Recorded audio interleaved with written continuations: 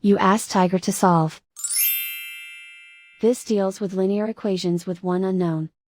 The final result is x equals 29. Let's solve it step by step.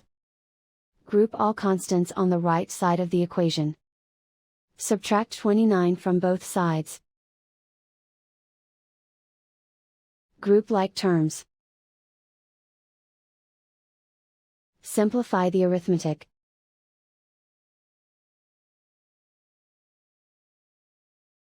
Convert the x into a positive number. Multiply both sides by -1.